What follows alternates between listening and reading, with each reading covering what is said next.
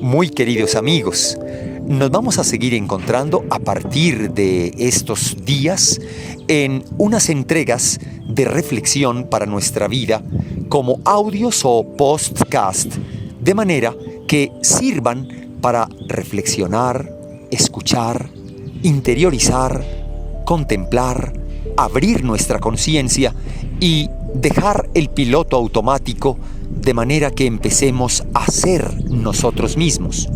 Para eso nos van a ayudar estos espacios, estos encuentros, estos audios.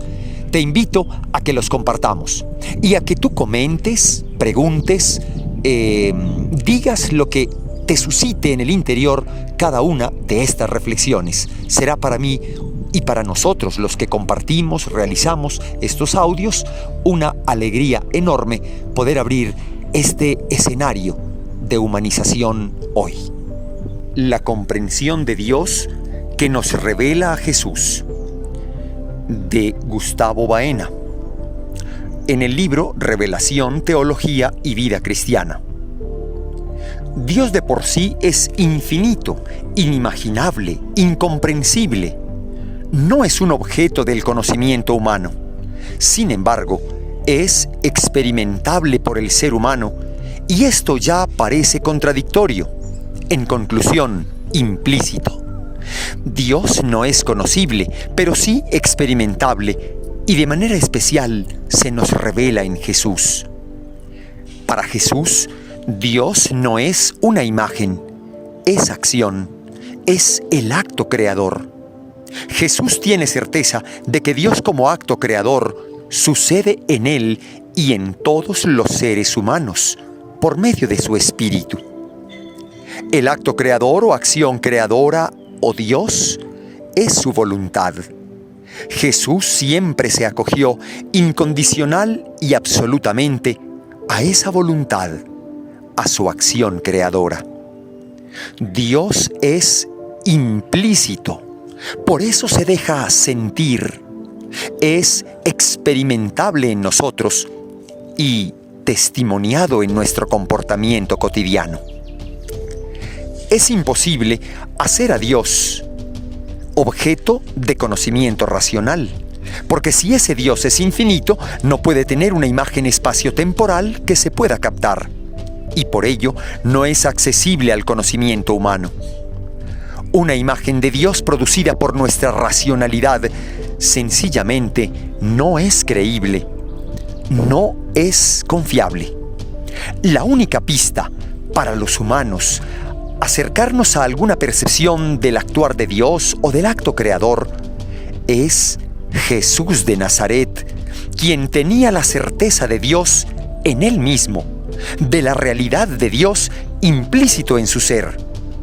Jesús nos manifestó esta gran verdad, no porque la hubiera recogido del Antiguo Testamento o del judaísmo tardío o de ninguna otra cultura.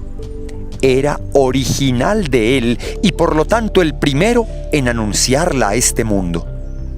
Semejante verdad la obtuvo Jesús de Él mismo, el lugar único donde nosotros directamente nos encontramos con ese acto creador. Ese es Jesús. Replegarse reflexivamente, experimentándose hechura de Dios continua. Esto no se alcanza por sí mismo o por conocimiento racional, sino por el don gratuito de Dios por la fe. La fe no es el límite a la racionalidad. La fe es la experiencia de la realidad del misterio. Es el acto creador continuo que sucede en nosotros mismos.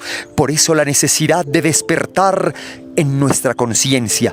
El camino es ir hacia el interior.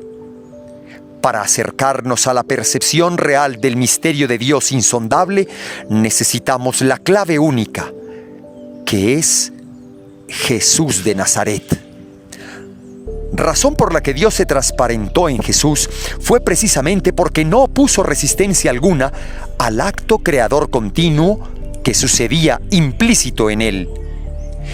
Mientras que las autoridades judías, según los textos del Nuevo Testamento, tenían obstáculos como la avaricia, los intereses mundanos, el odio, la violencia, la exclusión, la venganza y la envidia, La comprensión que Jesús tenía de Dios no era teórica, ni siquiera como el Antiguo Testamento entendía la revelación de Yahvé. No era una comprensión teórica de Dios o teológica. Era interpretada originalmente como la obediencia incondicional de Hijo a quien Él llama su Padre. Jesús es el gran teopráctico, el hombre Dios que experimenta al Padre en Él.